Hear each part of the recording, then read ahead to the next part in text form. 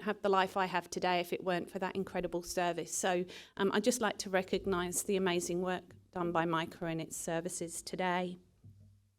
Before we get into things, I'm just going to do a bit of housekeeping, just get the boring stuff out the way.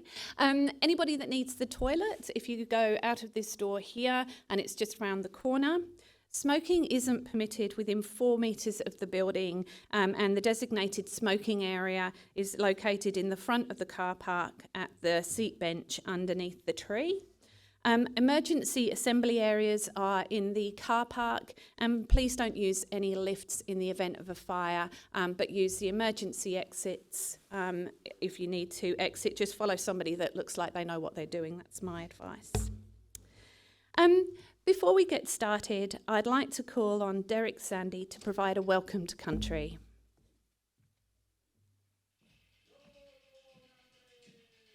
Aramali as well. From the registrations, we know that the room and live streaming, we have parents, friends, supporters, carers, volunteers and students, and paid workers and academics with us today. We have attendees joining us online from Townsville, Newcastle and Perth, perhaps other places as well. To those here in person, I hope you grabbed a few flyers as you came in, and I hope you visited the Collective of Creatives stall outside. This collective sprang from young women having conversations about wanting to increase their income capacity whilst being at home with their young children. Together with Micah Project's Young Mothers for Young Women's team, they decided to initiate a space to gather and share their expertise. Now they've upskilled in accounting, marketing, pricing structures and business pitches, and they're networking with other small business startups to expand their hobbies into viable businesses. Just one example of the power of parents on Global Day of Parents. And I have to say, I actually visited that stall at another event recently, and I did walk away with some lovely things. So I highly recommend you pop in and do some retail therapy at the end of this session. Now to give her opening remarks, I welcome Micah Project's Karen Walsh.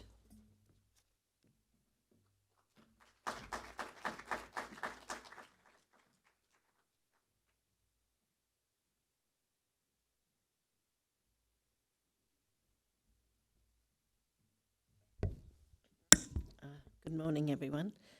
I acknowledge the traditional land on which we are meeting, our elders past, present, our Indigenous colleagues in the family support and child safety work, and any Indigenous people who are with us here today.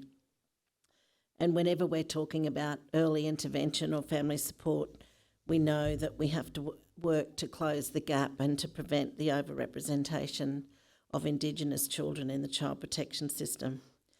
I'm mainly doing some acknowledgements that, we welcome everyone on acknowledging the Global Day of Parents, and that the UN has this day to recognise parents right across the world in the fundamental role that parents play in the nurturing and shaping communities, families and their children.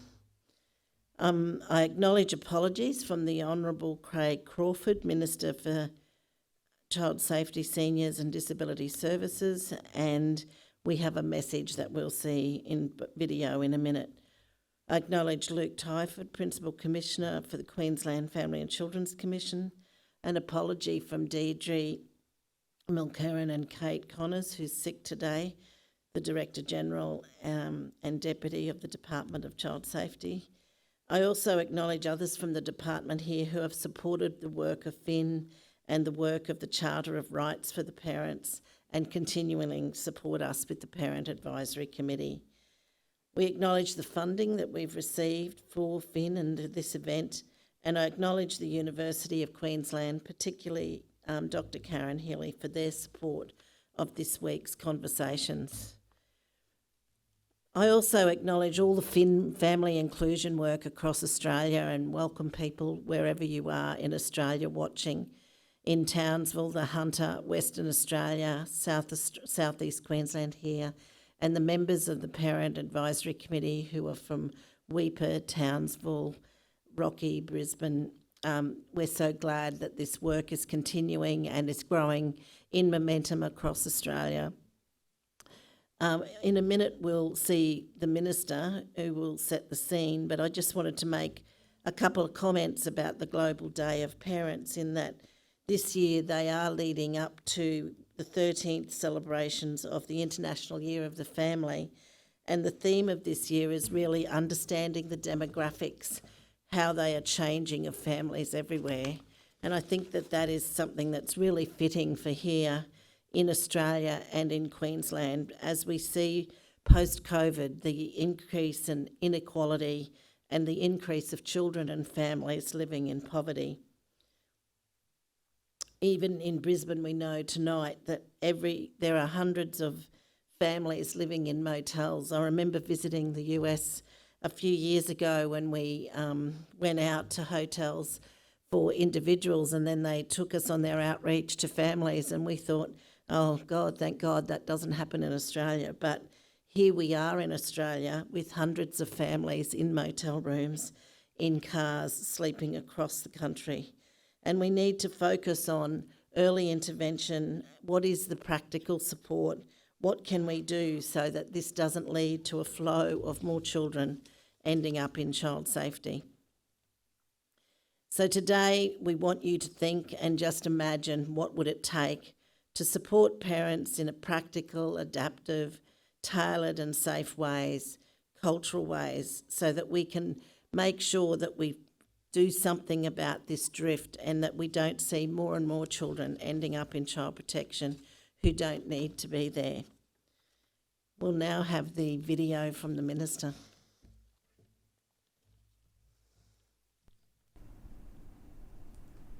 G'day everyone.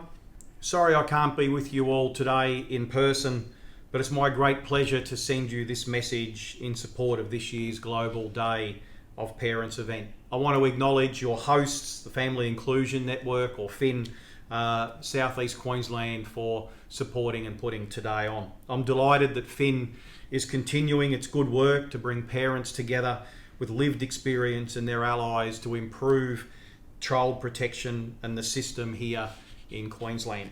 We know how critical early intervention is. Our children and our communities thrive when we all work together to ensure families get the right services at the right time, and the best way to do that is to have buy-in from parents. That's one of the reasons I'm so proud to support the Queensland Parents Advisory Committee, or QPAC. It continues to play such an important role in advocating to the child protection system right here in Queensland. And I look forward to sitting down with parents from QPAC later this year to hear firsthand the stories and experiences of the child protection system here in Queensland and what can be done to make it better for children and for families. But from me, once again, congratulations to Finn for organising the wonderful event. Thank you for turning up and being part of it. I wish you all a great day and hope you enjoy the presentation. Thanks very much.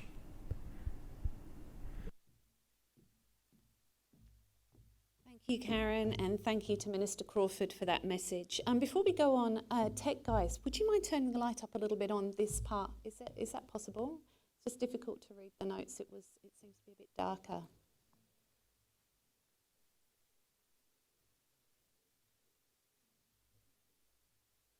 Brilliant, thank you. I probably look a bit scary now, but anyway, at least I can see. Today's theme is early support. Our goal today is to reimagine the early support system. So we're thrilled that we can reimagine with help from our keynote speaker, Professor Diane de Panfilis. Diane de Panfilis is a Professor of Social Work and Associate Dean for Research at the Silberman School of Social Work at Hunter College, City University of New York. Her work focuses on the use prevention science, intervention research and implementation science. She has published extensively about what works to support child welfare policies, programs and practices. Following a study on the epidemiology of child maltreatment, she developed Family Connections, a federally supported and tested home-based practice framework. This intervention has been replicated in multiple jurisdictions and is currently used as a practice framework in many state and local public and private systems across the United States. There is a lot more in Professor de Pamphilos's biography, but I'm sure you'd rather hear it from her. During Diane's presentation, those online will be able to input questions throughout, and there will be time for questions from everyone at the end. Please welcome Diane.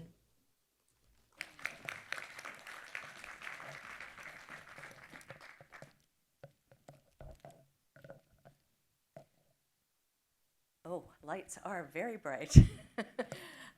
Maybe down just a tad so I can see my screen. So thank you so much for allowing me to be part of your conversation, your very important conversation today. My job, as I see it, is to help set the stage for you all to talk to each other, to imagine what it would look like if families received support that was practical, adaptable, tailored, safe, and early. And I appreciate the careful way those words were framed for me in my in helping me conceptualize my view of what that might look like. So why is this important? I've put down a couple bullets. In a couple minutes, I'm going to ask you to think this through yourself. We're going to have a little use of technology or old-fashioned, just write down on a piece of paper.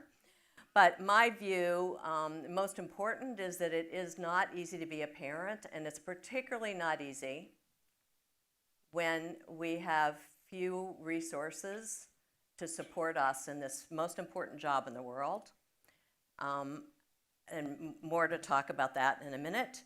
One thing I know from my experience, I started in child protection, I'm going to tell you when, and then don't get out the calculator to figure out how old I am, but I started in 1972 in child protection in Erie, Pennsylvania. And over the course of my career, both within the public system and outside of it, I have known firsthand that waiting until parenting capacity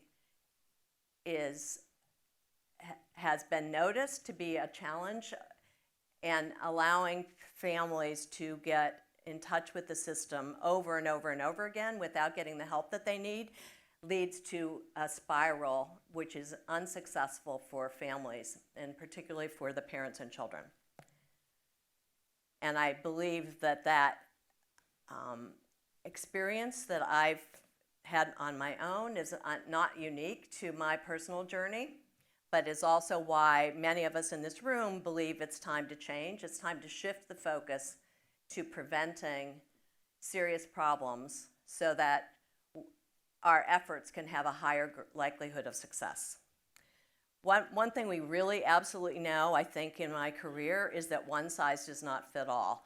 All of us have different kinds of strengths and things in our lives that support us to be a good parent, and many of us, too many of us, have challenges that make it extremely difficult to manage the stresses and strains in our lives so that our children can receive adequate care. And I also know for sure when we're unable to tailor our response, our systems end up serving the same families over and over and over again without success. And each time we allow families to enter the door of our formal and informal systems without getting the help that they need increases the likelihood that they will not receive the help that they need. So a little bit of history. That's supposed to be a revolving door. I'm not sure you can see it, but going back to those early years in child protection, I was struck by how many times we thought we were doing the right thing, but the same families would come back through the door over and over again. And as I worked to try to change that within the system, I realized that we actually knew so much more than we were actually implementing. If we were to cycle through and think about when families are successful, what are those critical ingredients? And I'm going to pause. I'm not going to say a whole lot more about that. We can have some conversation later about that. But what I'd like you to do before we go too much further is for everyone to participate. So get out those smartphones and point it to this QR code.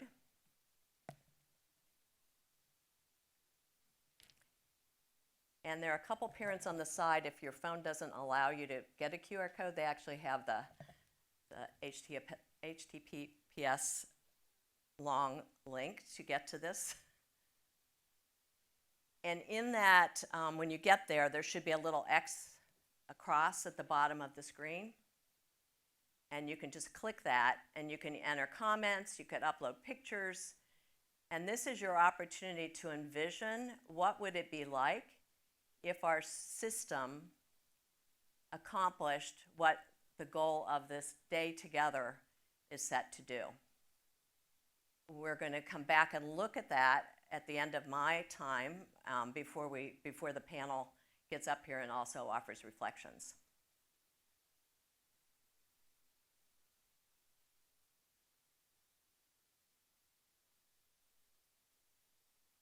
Most people getting there, it looks like you're participating. So feel free to add to this as I'm talking. You can sort of set me in the background of your own reflections and thoughts. So one thing I wanted to do is offer another perspective, which was the former commissioner of the Children's Bureau and the Department of Health and Human Services. So I think I just click. Going to come up. This is Jerry Milner from remarks made a few years ago.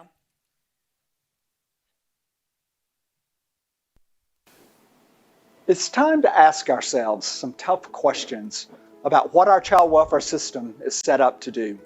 At this very moment, over 60% of children in foster care are there as a result of neglect, not physical or sexual abuse. And we know that in many cases, neglect is associated with poverty.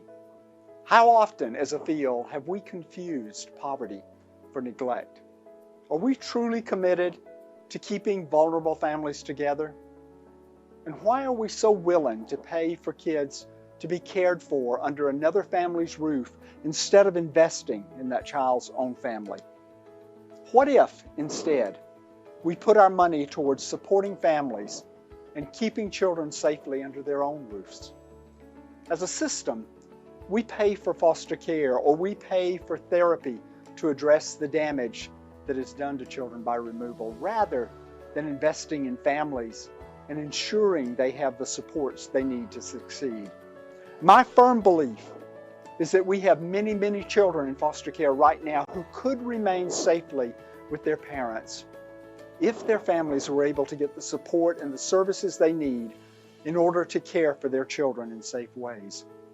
We have a tremendous opportunity to come together to create a joint vision of how we can support families across systems, mitigate vulnerabilities, enhance protective factors, and make sure children and families have the basic, concrete supports to keep them strong and allow them to thrive. I strongly believe that we can and that we must do this. And now is the time.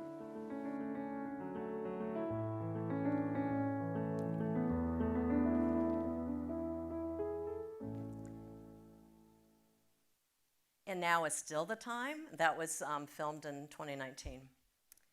So what I'm going to offer here are a few ideas, just a couple ideas, because the real purpose of our day is for you all to talk to each other and to come up with your own vision for what a change system might look like.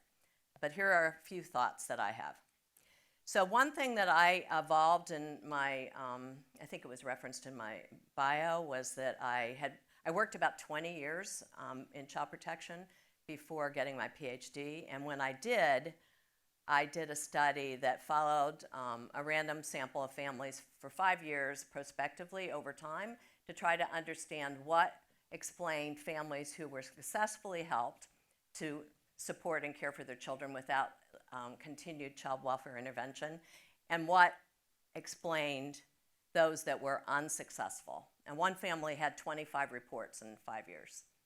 So what we know is that that was an unsuccessful 25-time response.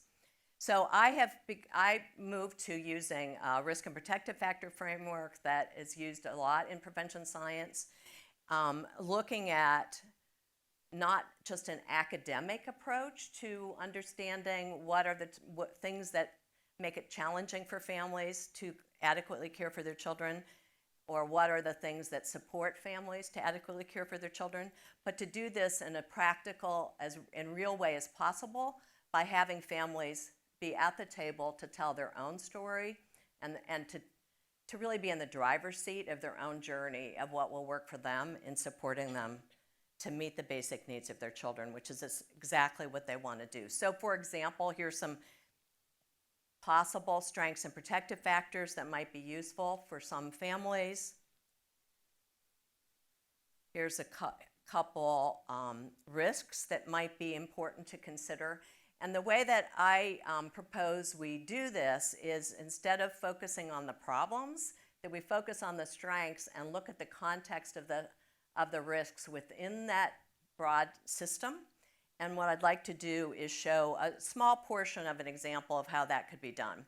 So one way to do this is by having a way to foster the conversation, and I've been using standardized assessment instruments to support parents to tell their stories, which then opens the door for a conversation. So I'm going to show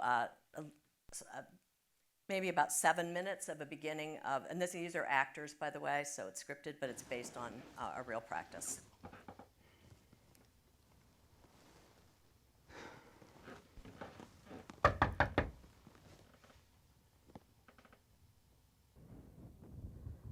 Coming.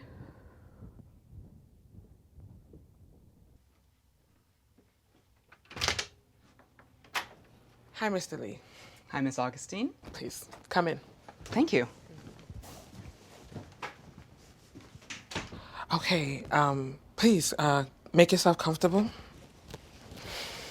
How are you? I'm doing well. How are you? I'm okay. It was a long day at the office, so I'm just happy to be home. I plan on relaxing once you leave. I understand the feeling. Well, I'll get right to it then. During my last visit, you answered the survey on the laptop. As promised, we'll talk about your answers today. Sound okay? Yes, I remember you saying that the survey was a way to talk about my family's strengths and needs. Yes, exactly. We have the same copy of the results so that we can both look while we talk. At first glance, it may look confusing, so we'll go over this report page by page. Please take a look at the support function scale on the first page. The scores go from 0 to 100. Higher scores on this tool mean strengths. Lower scores could mean it will be something you choose to work on with my support. Why do I see a 70 next to emotional support and a 73 next to child support, but see a 45 next to financial support? Now, that seems confusing. I see how that could be confusing. Emotional and child support matches what you told me about having someone to talk to and someone to care for your children regularly or in an emergency. These higher scores indicate that you need less support in those two areas. Your lower score on financial support is probably because you have fewer people to turn to for financial support. What do you think? Now that you know what the scores mean, how well does this match the situation?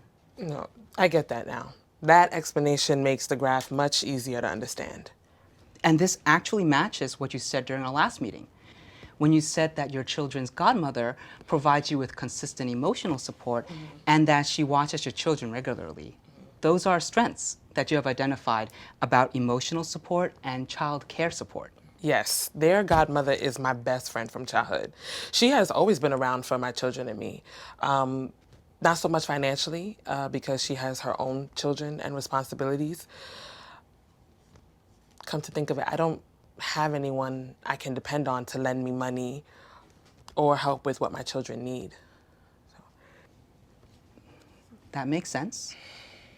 What you just explained about having no one to turn to if you run short to meet your living expenses is reflected in the score 45 next to financial support. And if you look across all of the social support categories, the higher bars indicate strengths, while the lower bars may indicate an area of need. We don't just go on face value with the scores. We use the bar chart and scores as a place for conversation about your strengths and needs. Yeah, no, I understand the scores better now. I'm ready to move on to the next section. Excellent. All right. The next section is labeled family functioning. And like the social support tool, scores range from 0 to 100, with higher scores indicating strengths and lower scores indicating potential areas of need. Okay, I see that the results for each area except resource mobilization is above a 50. I see the example next to each topic. I see that interactional patterns is the highest, and I can agree. My children and I do get along and spend a lot of time together. We don't have much family in the area ever since my mother died, so I am very intentional on us making time for one another and celebrating the little events in our lives.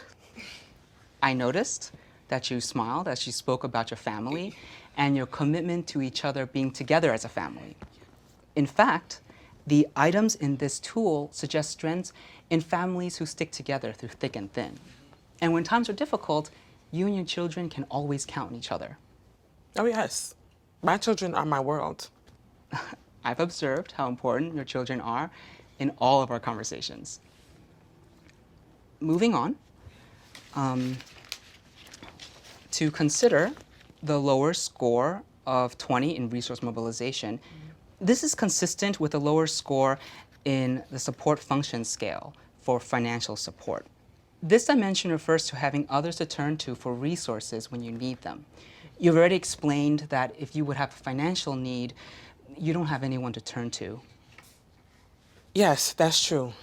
My husband and I moved here together with much of our family remaining out of the country, so there really are no family members to rely on. I mean, I have cousins here, but we haven't talked in years. Tell me what that's like for your family. Sometimes it's hard for a lot of reasons. I want my children to know their extended family on both their father's side and my side. And it would be great to have some family here to help support us in raising our children. It sounds like it's been difficult, but you also said you have the support of your children's godmother and you and your children to each other. If you're ready, we can look at the family resource scale. This tool is scored the same as the first two, but the report also highlights specific resource needs at the bottom. The areas of concern with a lower result or a yes answer are personal resources, growth and support, and food for 2 meals a day, money to pay monthly bills, enough clothes for your family, money to buy necessities, and a good job for yourself. How accurate does this sound to you? Well, those are the reasons that caused me to be referred to your agency.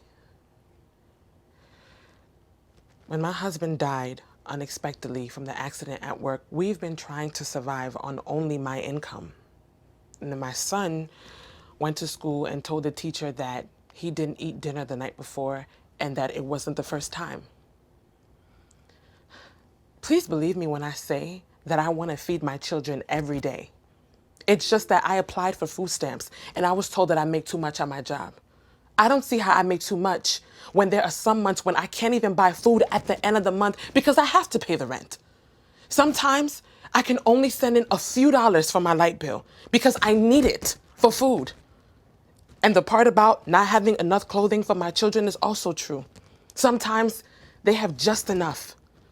But when the seasons change, it takes me some time to get enough clothing for all 3 of them. I want a better job so that I can provide my children with what they need. But until then, I do the best that I can to make a stable home for my family. I'm going to move on just for the point of time.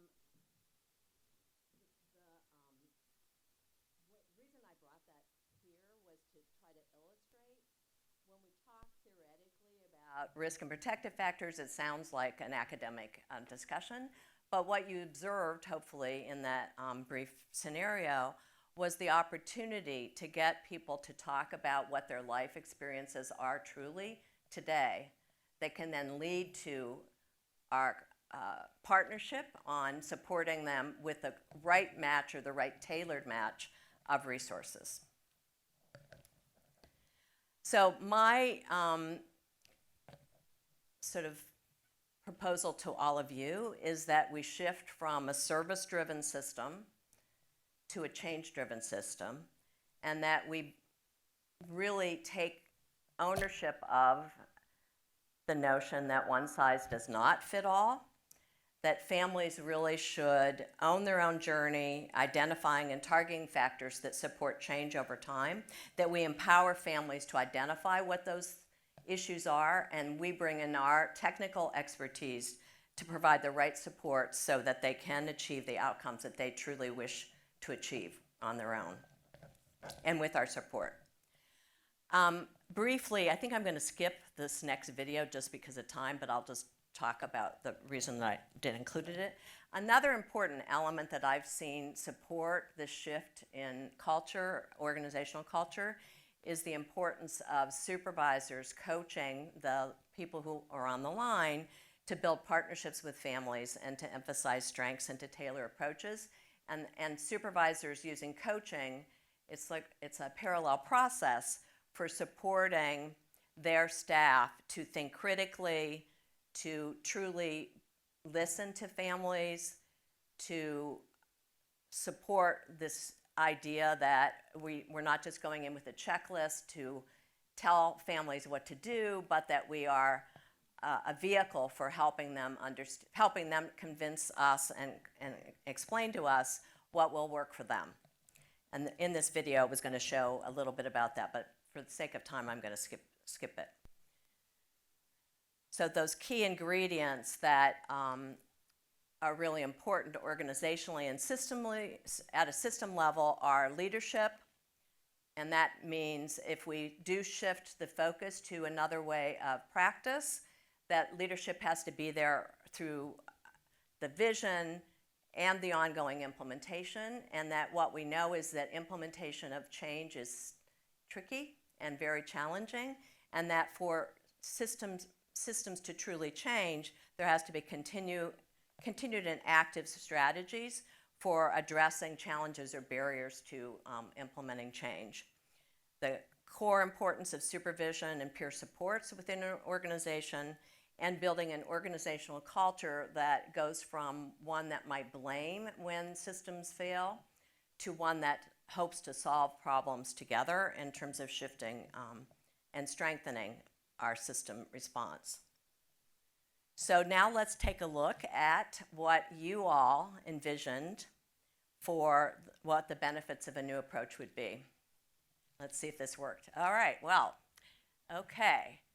So I'm going to try to read a couple of these in case you are unable to see them. And then feel free to continue to add to this board with pictures or other notions, and I will make sure to export it so it becomes available to anyone who is a participant. So here are some of the things. First Nation kids staying connected to culture, community, and family. And I like that you figured out how to change the color, so that one stood right out to me as I took a another vision is that better parents for the next generation. Parents will feel heard. There will be less intensive responses needed in adulthood that might result from mental health problems or incarceration. A strength-based approach which encourages autonomy and less reliance on the system. Better lives lived when parents have early access to necessary support networks and services. Being seen and heard, not just being looked at as a statistic or another parent with a child in the system, but as a voice that matters, a voice that is wanting to the best for their children, and most importantly, know what's best for our children. So I am going to, with the many other sentiments, I'll make sure that everyone gets a copy of this. We'll export it to you. I'm going to turn it to the next part of the program. Any brief, in 1 minute, comments or reflections before we do that?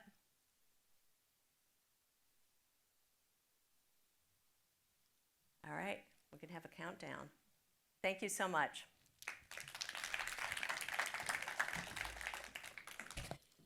Oh, you don't need that.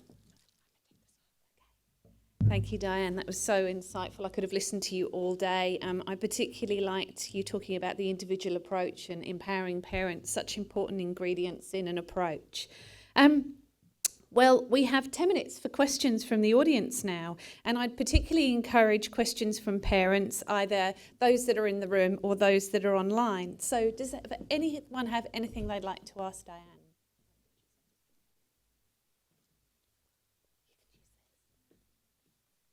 Can you see anybody?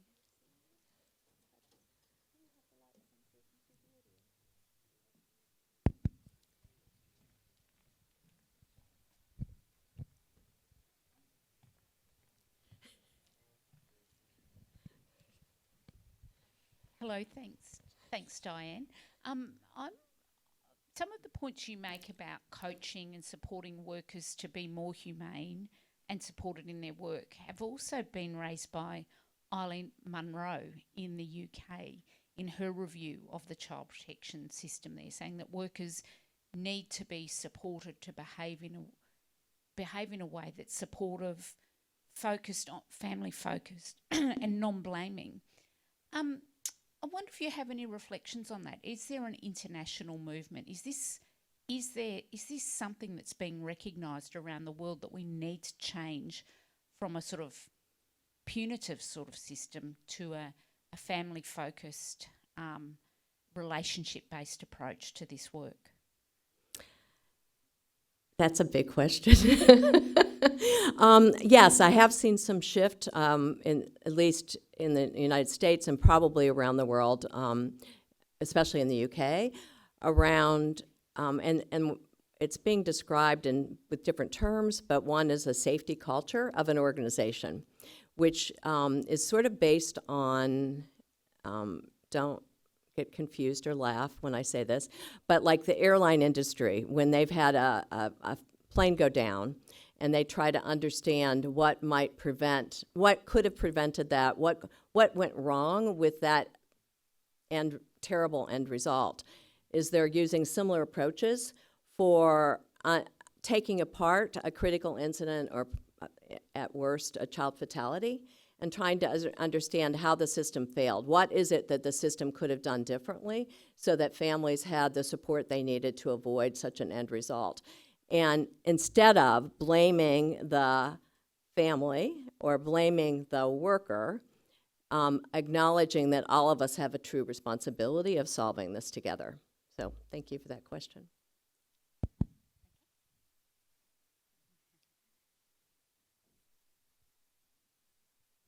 Hi, I'm Natalie. I'm mum of 3, 5, 3 and 1. Had engagement with the system of child protection due to mandatory reporting. My case is cleared. There's not been an issue found with me, but the grueling process of having to engage in an outside eye upon my life was excruciating and damaging to me as a mother.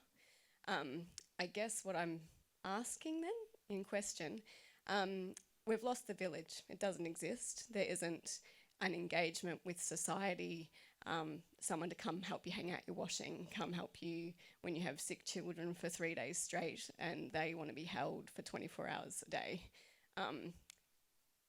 Usually that might take place as a grandma or something else. If you don't have that family support alongside you, that doesn't exist. But the reality is the village should still exist in action rather than outsourcing to services. And I guess I wonder, are you aware of any models that try to engage the tribe or reinstate, I guess, matriarchs? I think of like elephants that are intergenerational in the way they function. We've lost a connection generationally for expertise and wisdom to be passed down to the next generation, and the disconnect is abhorrent. Like it's damaging. You've got parents that want to be good parents, yet poverty a massive issue, and just a number of things that if you had the village, it would look very different. Right. So the first thing I'm going to say is I don't think there ever could be one model, that I think each community would need to join together to figure out what will work for us, right? I do think that there is more acknowledgement that poverty and the concrete supports that families need to be considered as a foundation before we can get to anything else that a family may need. And so I think I'm saying more effort to do that. Some of the things that I also have observed are trying to have systems where there's more of a tailored alternative response, and I think you have that in Australia, that not everybody has to go through a child protection investigation to get the help that they need, that there are other different ways for accessing resources that families may need. So I'd love to talk more maybe when we get the panel together about what those opportunities might look like. Hi. I work in a family support service, and I'm no expert on what I'm about to say, but there probably are some people in the room who do know the program I'm about to talk about. But I agree. I think we work with a lot of parents engaged in the child protection system that are there because they don't have that support structure. Lots of single mums with, have been through DV particularly, who have lost that network through isolation. And in the child protection system, once children are under orders and placed with foster carers, we have our respite system. That does not, as I believe, currently exist in the early intervention space. But I'm aware of a program that existed years ago called Aunties and Uncles, and I don't understand, and then hopefully there might be someone in the room who does, how that program worked. But it was community coming together to support families external to the child protection system, I believe, to provide that village. And I think if we all stuck our heads together, someone could get that back off the ground at some point. Great, thank you for sharing that. I'm glad it's being recorded. Yes. Hi, I'm Chris. By the way, I think this has to be our last question. Yes. So But more time as we go forward to talk. Please go ahead. So I'm wondering if there's any other frameworks of other Indigenous peoples from different countries that can be, adopted here for First Nations families. I've personally been fighting for my grandson, who's First Nations, to come into a safe Indigenous family for over a decade. So I'm wondering how that is to be fighting for an Indigenous child to come into a safe Indigenous home for over 10 years and still have them, through the court system, have to go to an unsafe home through court orders. So I'm wondering, has it been looked at that there has been any other Indigenous people around the world that they have a framework that is safe for us to adopt here? Thank you for that very important question. I know that this has been an ongoing struggle in many, many places. The tribal child welfare system in the U.S. is many challenges, but there have been some glimmers of hope or encouragement, I think. The federal government has invested in a national resource center to support tribes to create or adapt promising practices that will work for them and will, with some additional supports. And some of those have been disseminated across different tribes, depending on Navajo versus others. The implementation center that I was part of that was federally supported had another way of dissemination across tribal entities and used tribe members themselves, particularly the mothers in the groups, to engage a different type of replication process than we might see with other kind of community translations. So I think there has to be lots and lots of, I think this is a place where academics can maybe help with trying to help people tell their stories and to demonstrate impact in ways that might not be, the knowledge might not be out there, but it is there.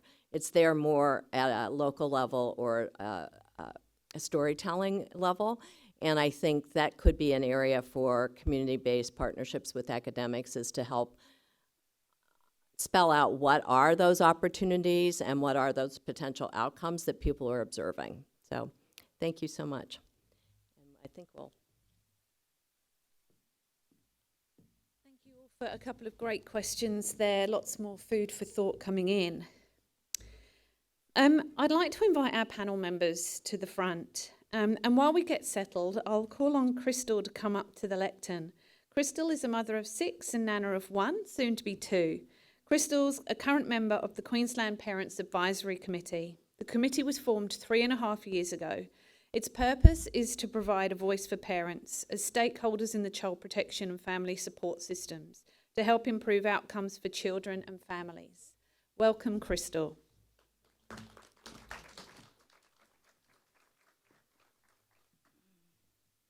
I've just got a little something here I've written about my experience with the department.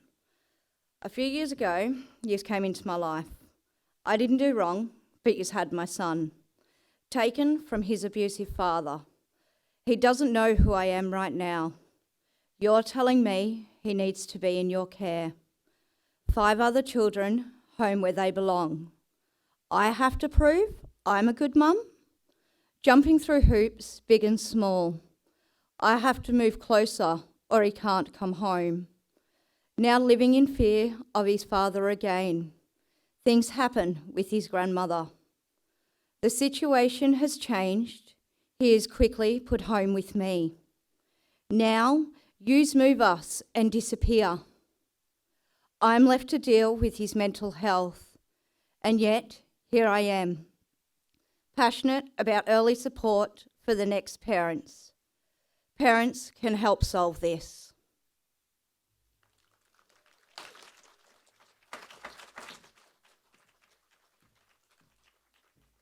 Thank you, Crystal. Thank you, that was amazing. Well, let's get the panel together. Welcome back, Diane. You're now going to be joined by 3 other people to share your passion for supporting families early and using evidence of what works. So we'll have Diane to the stage, Diane de Panfilis, Dr. Karen Healy, who's the Professor of Social Work and Acting Head of Social School of Nursing, Midwifery and Social Work at the University of Queensland, Justin Power, Director, Member Services at the Queensland Aboriginal and Torres Strait Islander Child Protection Peak, and Karen Walsh, CEO of Micah Projects.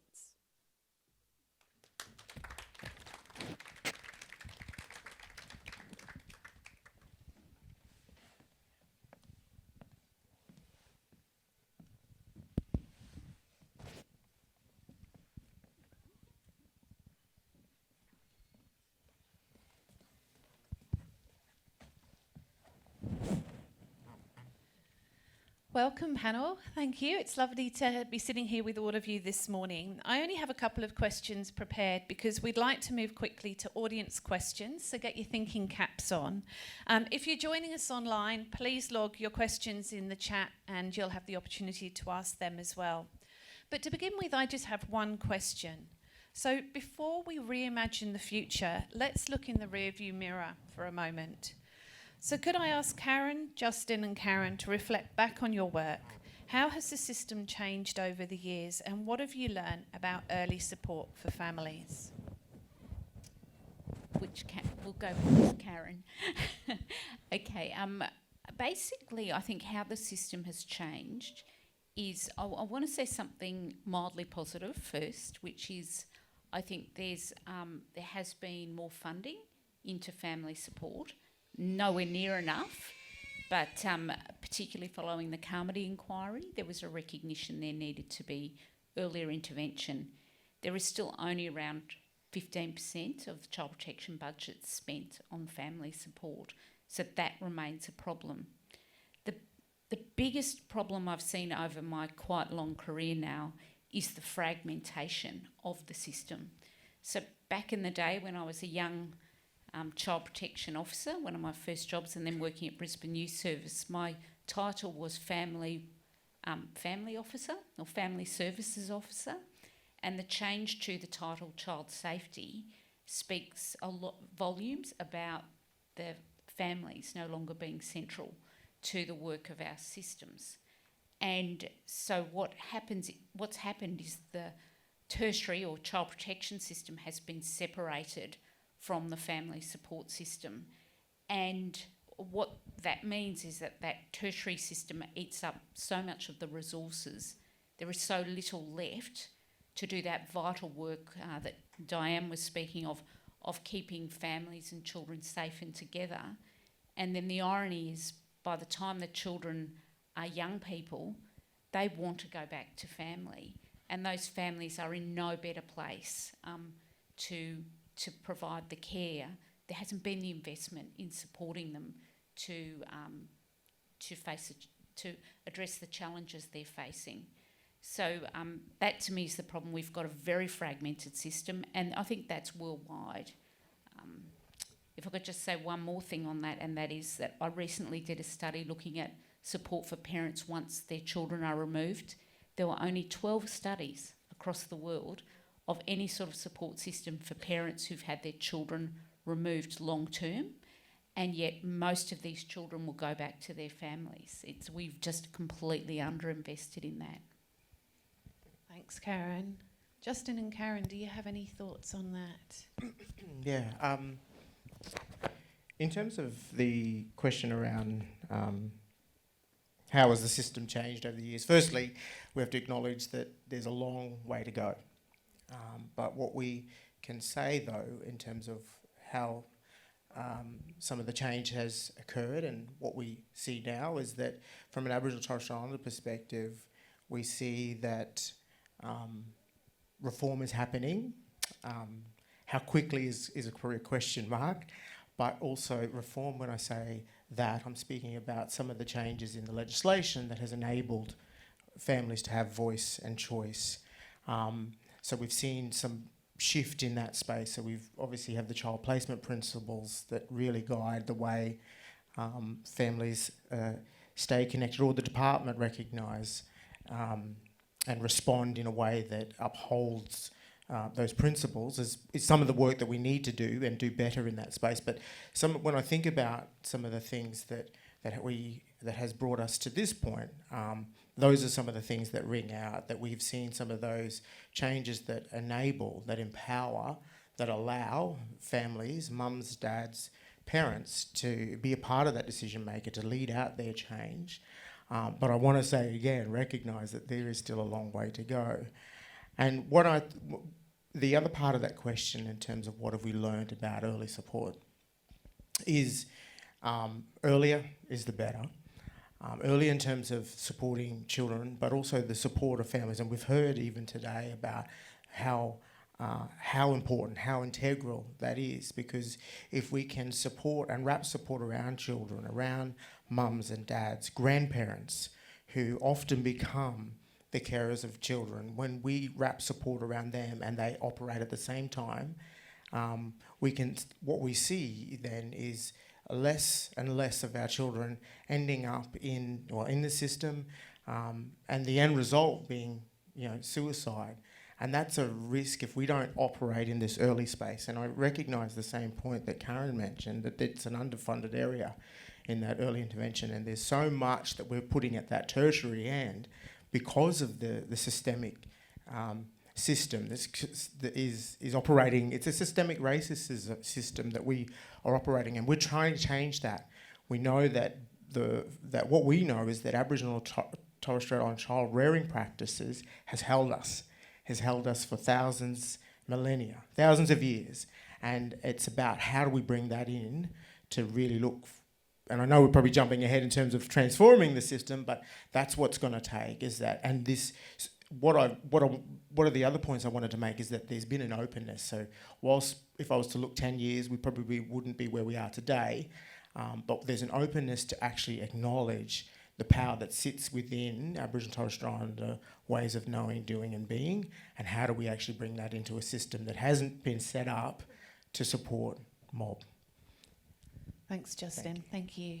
Karen, is there anything you'd like to add? I think the system's changed a lot in the sense that there's been so many inquiries into it, and we understand more, but we don't necessarily put into practice the trauma that has been associated with removal of children for the various reasons, like the bringing them home report is still something that people haven't read who work in the field. It's something that understanding that just because of race children were removed, but the legacy of that, the intergenerational legacy of that.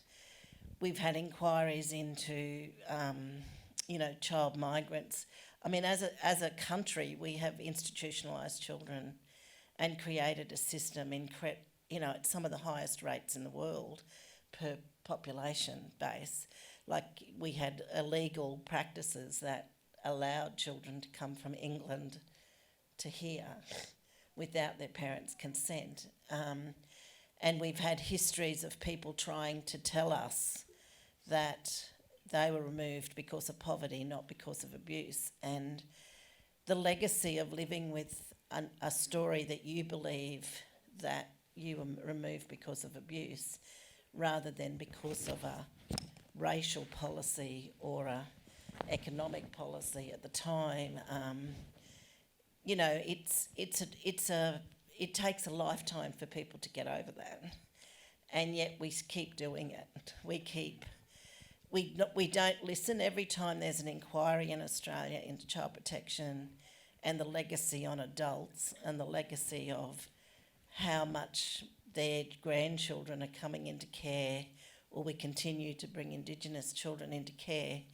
The focus goes on to the system, not to rectifying the system and really taking on board the legacy of that trauma, the intergenerational impact. And then that's coupled with how fragmented our systems, like our economic system now. I mean, we only got the single parent benefit in 1974, and it's, look, now we've just returned parents to getting an income if their children are under, they can go to 14 instead of 8. Like, there's all these policies that have disrupted how people can live on the resources they've got, but we don't engage that into working with people or designing programs or looking at how we actually can create that village, I suppose. And it's that idea of a village becomes more unrealistic when you start thinking about what we're suggesting professional practice might be today, or what is the intervention we want to put in place. And it would be something for us to really think about how we get back to some of those principles, because you actually need both. Thanks, Karen. So now we're going to throw out questions. I can see a hand up over there. Could we have the lights on out into the audience again, please? It's just easier to see those hands going up. Thanks, Leila. Thanks, Jo. I have a comment and a question from our online attendees. Firstly, a comment about the specific needs and help that people with disability require. That's the comment. And then there's a question from another attendee. Are there any examples locally where we know good early intervention work with families is occurring? What can we learn from them?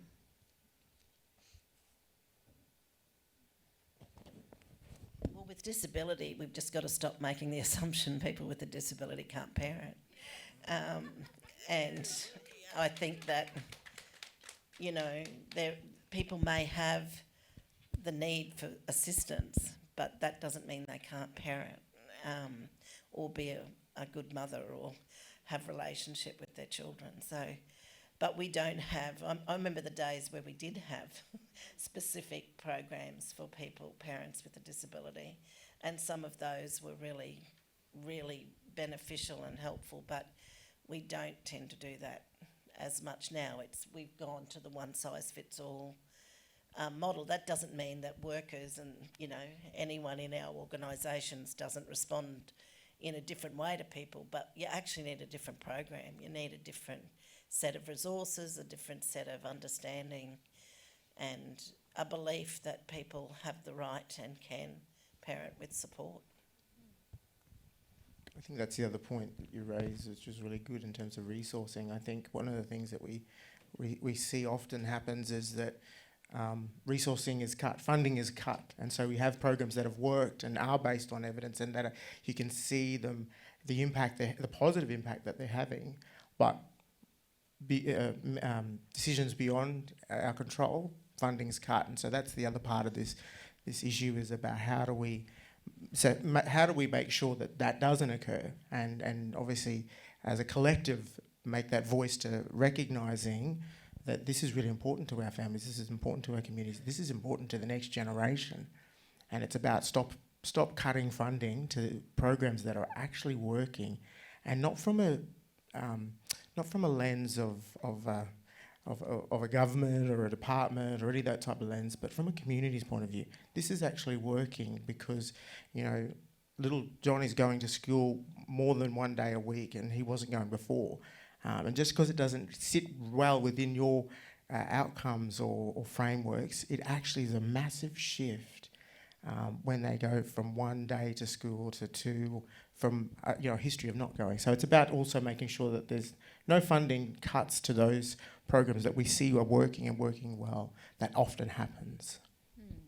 Yeah, thanks, Justin. I think in terms of effective programs, I think often programs that are embedded in not child protection spaces, so the Young Mothers for Young Women program, that's more a wraparound peer support, midwifery and family support program. Similarly, for First Nations communities, the First Nations controlled health services will often have family support embedded there, so delinking that support from the child protection system, given the history of trauma associated with that system, is important. But also I think our governments need to get over somehow the addiction to latest, shiny things over here, and really work with programs that are proven to be evidence-based. And I'll just give an example. I was working with the Benevolent Society, and they had a very effective program called Resilient Families. It was really found to reduce the number of children coming into out-of-home care.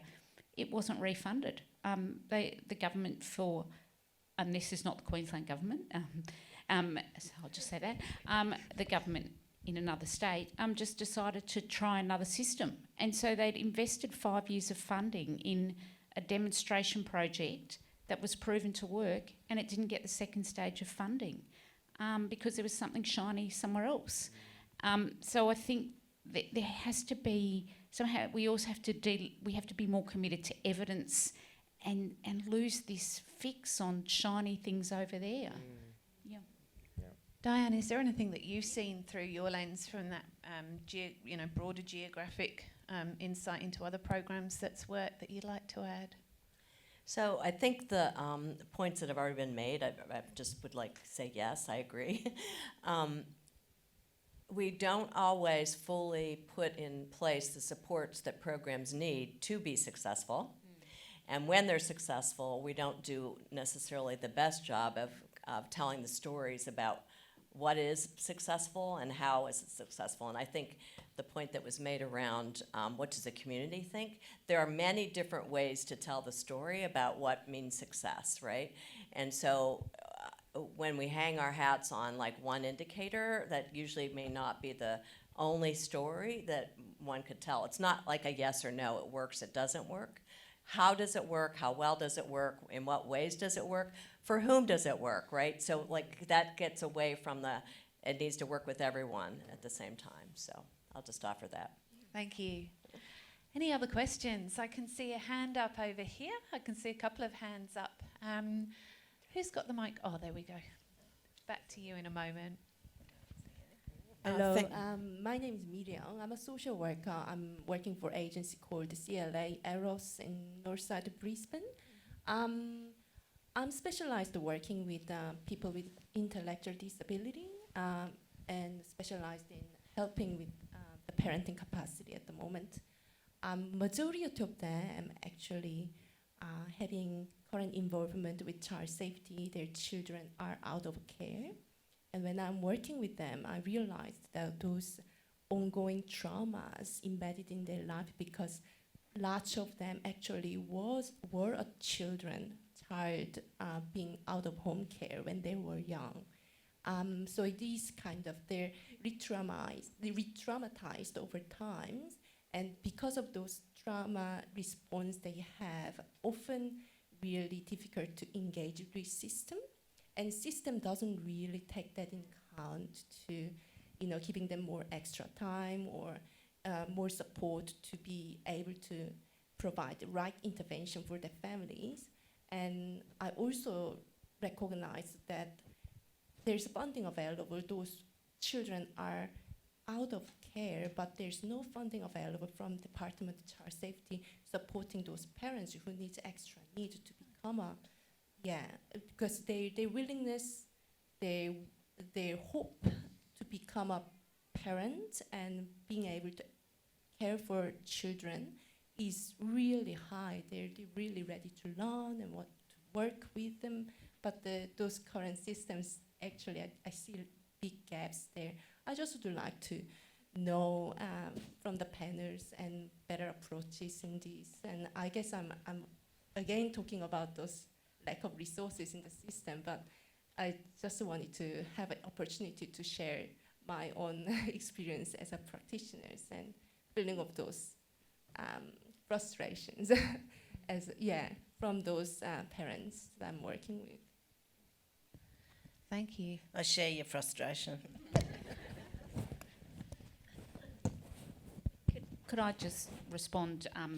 I mentioned briefly before that I was looking at what support to parents who lose their children to the out-of-home care system get. I looked at all the studies across the world. I found only 12 programs, and only 2 of those were properly evaluated. And both of them found that where parents are supported when their children are in out-of-home care, they're able to sustain the relationship with the child because of their own emotional trauma. The visits can be incredibly triggering for them, and so they'll without support, often the visits will be cancelled, and then the parent's blamed for that. And instead, if there's proper wraparound support, that contact is sustained, and so the children and the parents have a much better chance of relationship, but based in the reality of their lives, as well as the fact that they will eventually reconcile, because that's how our lives work. So I'd love to see an investment in proper support for parents, but also rigorous evaluations of what works, because their parents are important to the children's lives. Thank you, Karen. That ongoing support that you mentioned is so important, not just in this field, we see it in other areas, in domestic violence and so on and so forth, so a very important point. Any other questions? We've got one there. I think we've got one over this side as well, so... Thank you.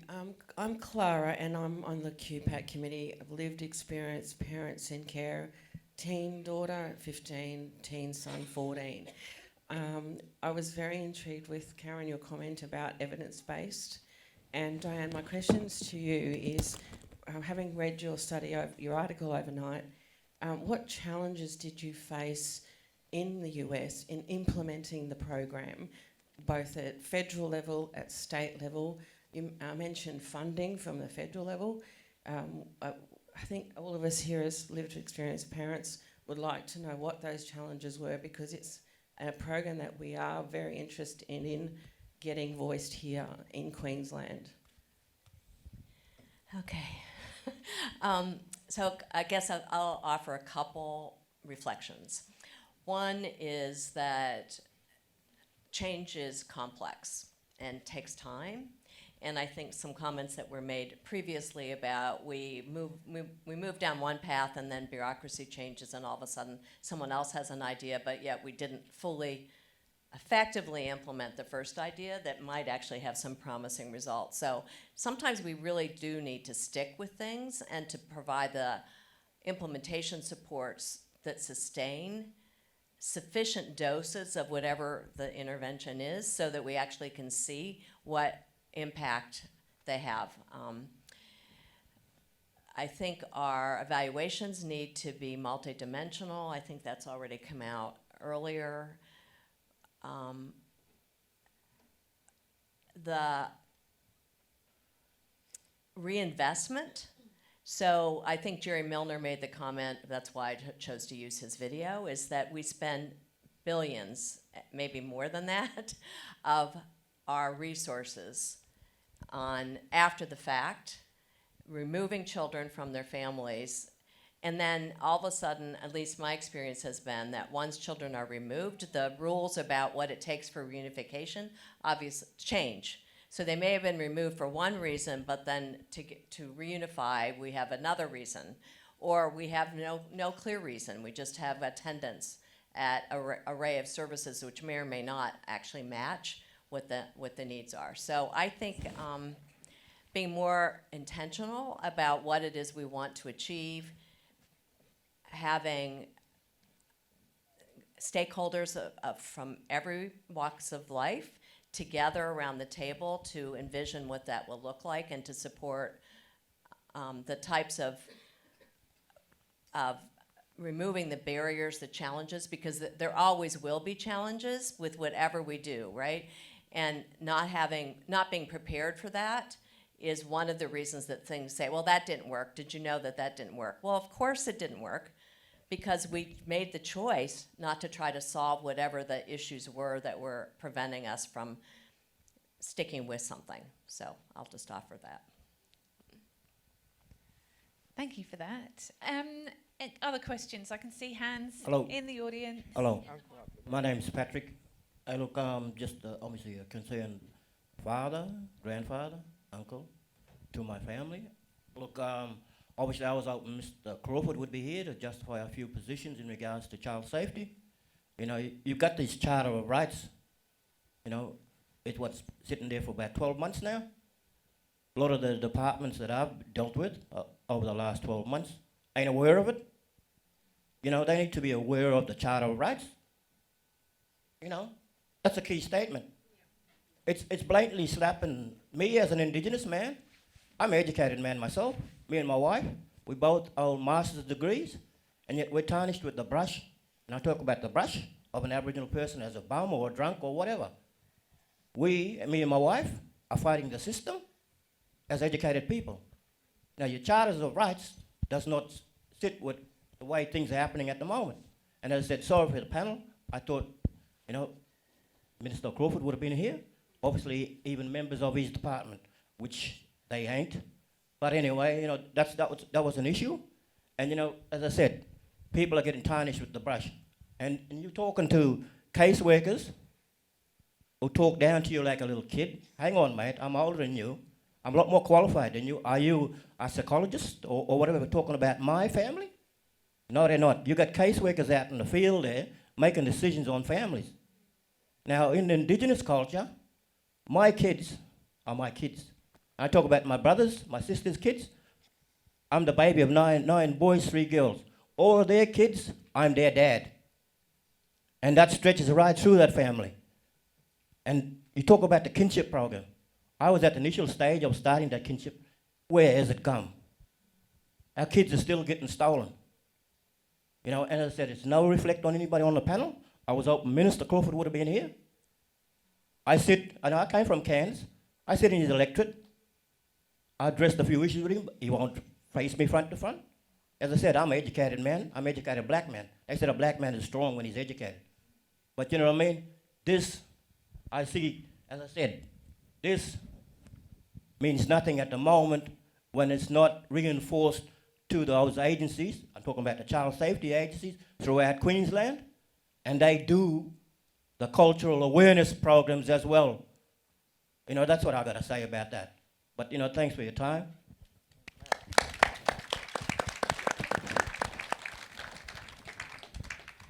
Thank you so much for sharing that. And we will actually talk about the charter and providing some ongoing feedback moving forwards, but absolutely recognise your insights and your feedback, and thank you for sharing. I'm sure you can feel the sentiment in the room that there's a lot of people that are here with you today.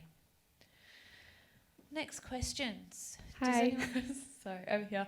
I'm Sarah. I'm part of QPAC as well, with parent with lived experience with child safety. Is the early intervention framework something utilised for cases that are in the investigation stages? Like, my question is, at what point is early intervention being looked at? Do you need context? Well, it should be looked at every stage. I think sometimes that's where the system defines who supports people by what the order is versus where the relationship is. And if there's a relationship with the service or a network that is working, that should be able to be continued rather than have to be fragmented and go to another system. I mean, we've seen that, or another service. I think people have talked about the fragmentation. I don't know how we get through it, but I think early intervention means many things. It's not one thing, and somebody can be involved in the child protection system through a notification from a school or a neighbour or someone who shouldn't be there anyway. So you don't want to say, oh, well, our service isn't going to support them because they're now being notified, therefore they're not early intervention. I like the approach where we look at early intervention from a person's life and what's going on in their life and the resources and how the protective factors can be supported and how you can look at it holistically. And it might mean that you're still engaged with supporting someone through an order. But we also know that what you've all asked for is earlier support before it ever gets to that. Whereas we know now that there are all sorts of reasons why people are being notified. People would never have been notified once just because they didn't have lunch, or it would have had to been a repeated pattern. And I suppose it still is a bit, but there are situations where people would have been referred to St Vincent de Paul before they were referred to the department. And I know at least 5 or 6 situations where people were notified to the department and not referred to the organisation that might be able to give more food relief. So I think that the way we talk about child safety as something separate to family is part of the problem, that regardless of the decision to remove a child, family still has to be central part of it, and it's so separate that I think it creates more problems than it solves and more pain than it needs to. Thanks, Karen. Does anyone else have anything to add to that? No. There's a lady here. Oh, you've got the mic. Good. I was going to point to you. Thank you. This is more a comment and an invitation. I totally agree with everyone in the room that early intervention is where we should start. I just wanted to share that I am part of an early intervention model that's been going for 14 years. I totally agree with Karen. There's lots of new shiny projects that come along, and successful things can be defunded. Scanlon Foundation funds the Community Hub Australia model. It's been going for 14 years. There's 97 hubs in Australia, and 5 new ones have started in Brisbane. It's purely early intervention, and it is only based on strengths-based approach. So 5 schools in Brisbane have community hub leaders who co-design community hubs activities with the parents, and it's exactly what Natalie was saying, that a lot of people haven't got grandparents and aunties and families around them. People come to the hub, we consciously create peer support, and we consciously record when parents join together and look after each other when a new baby is born or when children are sick. So we've only got 5 schools funded in Brisbane. It's a very limited funding model. So I'd invite everyone to contact Community Hubs Australia through me and look at how we can get more schools on board and more support and more awareness that this early intervention model has had 3 major evaluations, and it's, I think it's part of what we're talking about. Thank you so much for sharing that about the programme. I'm sure that's of interest to several people in the room, and if you're around later, I encourage people to connect. Can I grab your name? Mandy Cox. Please speak to Mandy afterwards if you'd like to learn more. I understand Bobby would like to speak. Is Bobby? Hi, sorry. Sorry, I'm dropping everything. So my name is Bobby. I'm president of Family Inclusion Network Townsville and chair of Family Inclusion Network Australia. I want to come back to your statement, Karen Healy, about the funding. So you said there's about 15% of funding that goes towards early intervention. In my 5.5 years at Finn Townsville, you know, I've worked with hundreds of families. Last year alone we supported over 115 families. The one thing that has really stood out to me is that these families, most of these families that we are supporting are families that don't need child safety in their life, where they could have that early intervention.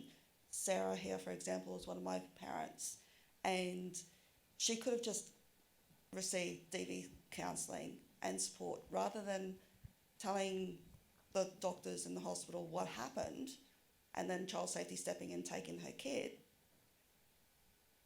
and or forcing her to surrender him so she could get help, and then her having to fight for 2 years to get him back. That funding that's lacking could have been used to help her.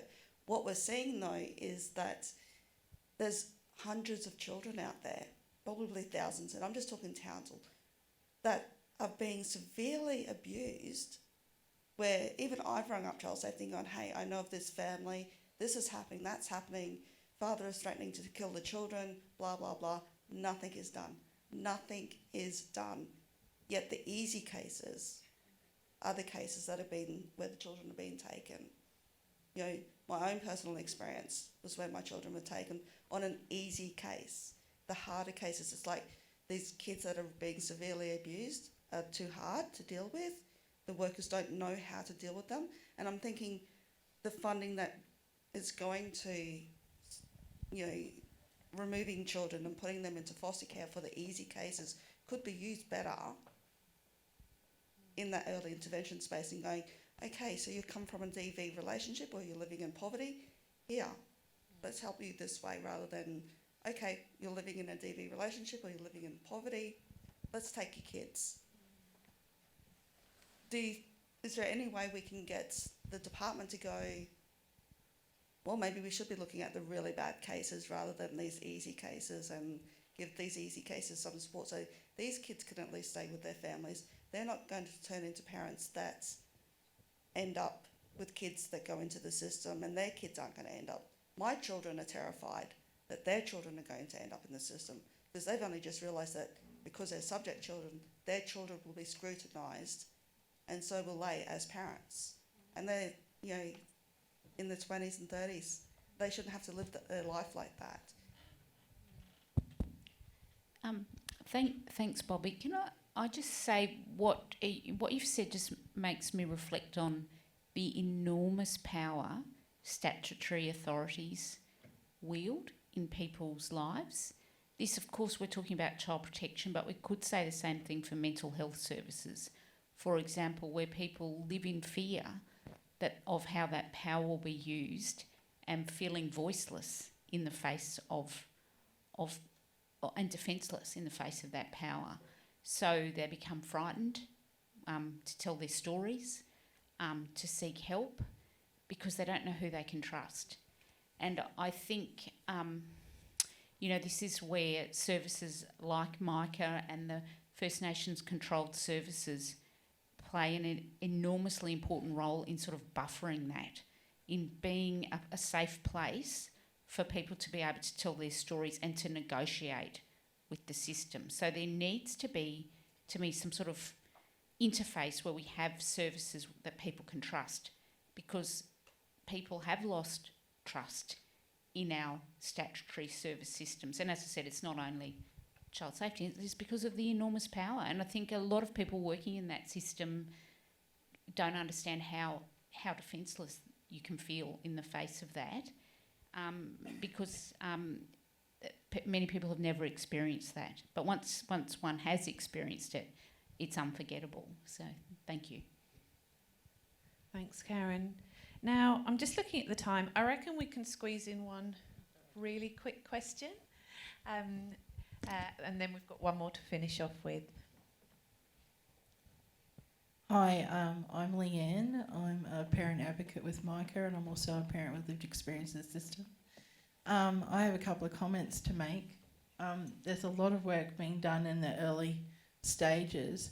All my kids are out of care, and there's a section where there's no support whatsoever, and that is after the kids come out of care. There's aftercare for the kids, but not for the families. So for 2 years prior to my kids leaving care, I basically begged the department for family counselling to help us, because the kids were all separate. And I was trying to figure out how to bring all my kids back together as siblings, and then also with me in a family group. And the department refused to give us counselling, and then there was no help for me afterwards. Also, a comment that when kids are going through the NDIS and then they turn 18, they automatically then go to a SIL accommodation, which is basically the same type of accommodation they would receive in residential care. And what I've experienced outside of, I thought that once my kid turned 18, that everything about me being a parent, to do with the department was over. But it's not, because now I have to deal with the residentials and the SIL accommodation, and they're all that type of accommodation. They have specific ways of dealing with adults with their families have had connection with the department. And I didn't actually realise this until I was part of it. So I'm no longer seen as a stakeholder because my children are over the age of 18. So that whole process where I was involved no longer exists. And so my kids as adults have trauma from being in the system, and some of them are trying to separate from their siblings and me, and they're having all these issues. I'm not a stakeholder anymore, so I can't be involved. The residentials don't want to speak to me because I was one of those parents where my kids were removed, and then on top of that, you've got the public guardian, and the public guardian says that my house isn't appropriate for my adult to then come to because I had my children in care. So these things actually can trickle on after care, and there isn't really anything that I know of that's being done at all concerning what happens after. What happens when these kids are traumatised and they come out of care? What happens when the parents are traumatised and they're trying to bring all those kids together? So that's just something open to the panel. Well, I think we need to educate all institutions and public guardians and public trusts about the impact of care on children, because they will have, whether that's, I'm not saying it's all negative, it's just the impact of care. Not being able to live a life with your family, whether you've had a good experience in care or not, is still something people will have to live with the consequences of as adults. And I think we have to educate those institutions on, the power that they have and how sensitive people are to that power, because there's been so many traumatic experiences of where power's been taken away, regardless of the reasons. It's still an experience. And I think more and more we have to have a system that understands trauma and understands that the system's intervention in your life does create a traumatic response for your whole life. And it can be triggered in different ways. And I don't think that's understood very much. I think seeing parents who are in care themselves have to struggle with that sense of failure when the department knocks on their door for whatever reason, without the support to deal with it, is something that we see over and over, because people are seen to be angry. That anger is being directed at, that's going to be anger to the children. It's actually anger at social workers because of what their experience has been. It doesn't mean anything about whether the social worker at the door has done anything. It's just that triggering of the experience of powerlessness and how people might react to that. And I don't think that is understood by our major institutions, and it is a bit of work that needs to be done.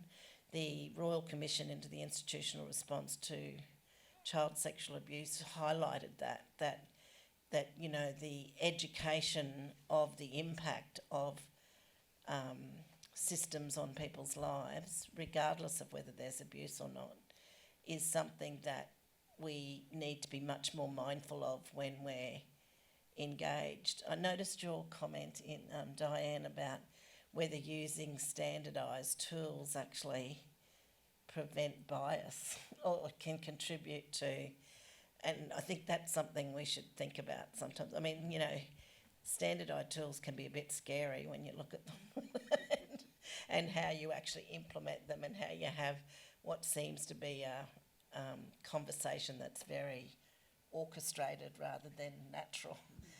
Like, it's hard to know how you train people to do that, but you know, that idea that it removes the bias that we all bring when we're engaged with people and making decisions is something I think is worth exploring more. Thanks, Karen. Thank you so much for sharing your experience as well. And I think there's definitely a theme coming through in our conversations today about that ongoing support and recovery, etc. So thank you very much. Now, we're on to our last question, and it's going to be a quick one. I've got a really well set out time frame in front of me, so I'm going to ask you all, and it's just a quick question. But today is about reimagining how things could be. And some of our questions have been very heavy and very difficult today. But let's think about hope, which is something that carries all of us forward. So I'd like to ask for each of you, as we wind up, can I ask you what to share one thing that gives you hope as we reimagine the early support system? Diane, you're on the hot spot. Okay, I'm on hotspot. So one thing that gives me hope is that look in this room, look at the number of people who may not be physically present but might be remotely present, that there is a shared vision that we can think about a different system, a different approach, a more cost-effective approach that in the long run will support families in ways where there's less harm, which we heard many of the stories of the harm today. Thank you. Karen? I'm given hope by the emergence of the parent and family rights movement, and I think the First Nations communities have played a really big role in that, in the cut through around families matter to everyone. Thank you. Justin? Wow. Hope. What came to me is voice, hearing people's stories, but also the collective voice that we have, and that being the power that sits behind shifting change and making transformational change. We know the issues, we know the challenges with the barriers, but we also know the solutions. And so how do we as a collective voice bring that to decision makers in a collective way? And I'll end on this by saying that united we stand, and if we're divided we fall. Thank you. Karen? I'm hopeful when there's a room full of different people. The department are here. I think sometimes the ability to, oh sorry, I forgot the microphone. You know, for you to be in the room listening in itself takes courage. The courage of parents, obviously, but mostly that there are really simple, hopeful experiences we could give parents if we listened and worked with them and the resources were allocated in a different way. It's not rocket science, and if we could only get those resources to see it more, then I'm sure that we could prove that there is a different way. Thanks, Karen. And I think, as I said, hope is so important. Please reflect on what the panel have shared around hope. Think about what brings you hope, and please use that as fuel as we all move forward together, standing together to make the important changes that need to be made. Sadly, we've run out of time for the panel, but we do have a couple more things on the programme, so stay tuned. But for now, please join me in thanking the panel, Diane, Karen, Justin and Karen. Thank you.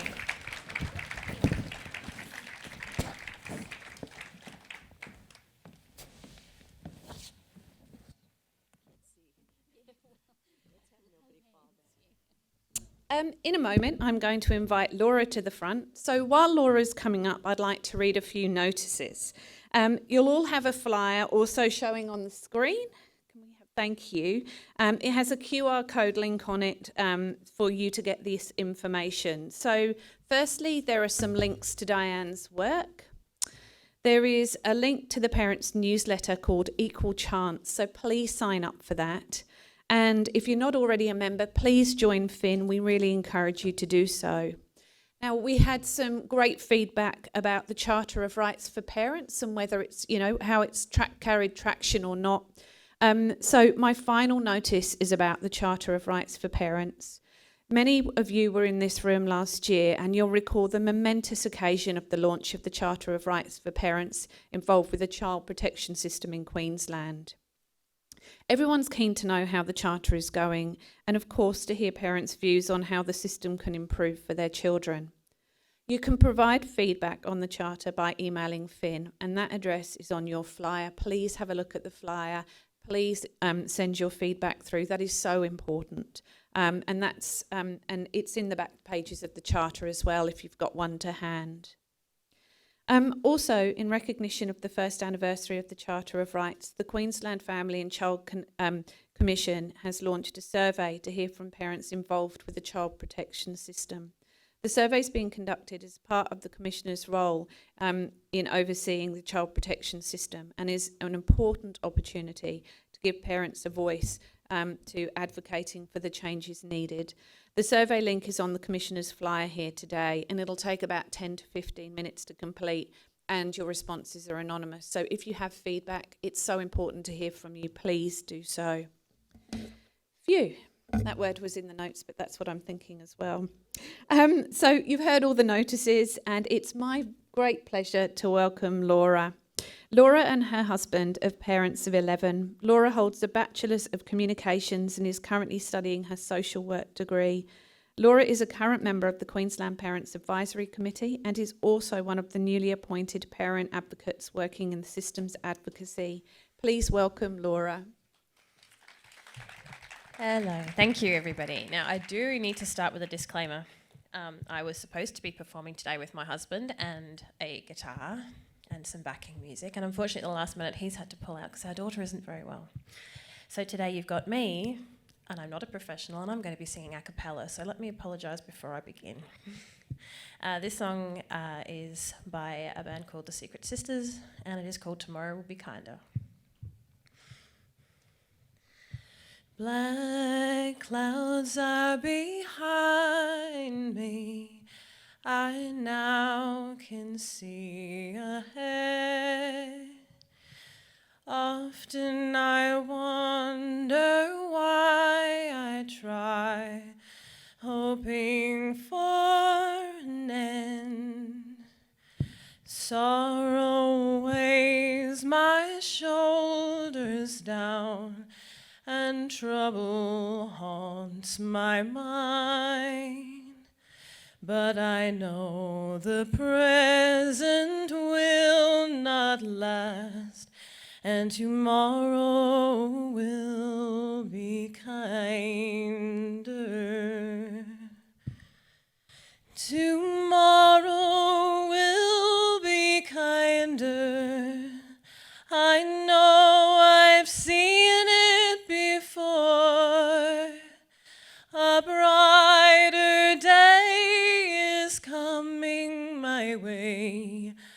and tomorrow will be kinder. Today I've cried a many tear, and pain is in my heart. Around me lies a somber scene. I don't know where to start, but I feel warmth on my skin. The stars have all aligned. The wind has blown, but now I know that tomorrow will be kinder. Tomorrow will be kinder. I know I've seen it before. A brighter day is coming my way, and tomorrow will be kinder. A brighter day is coming my way. Yes, tomorrow will be kinder. Thank you.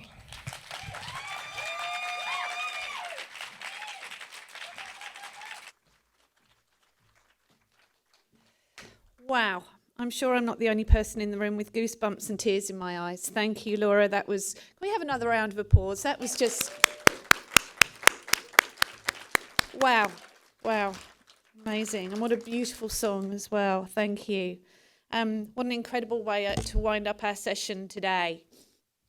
So to close, I'm going to invite again Karen Walsh to close everything for us today.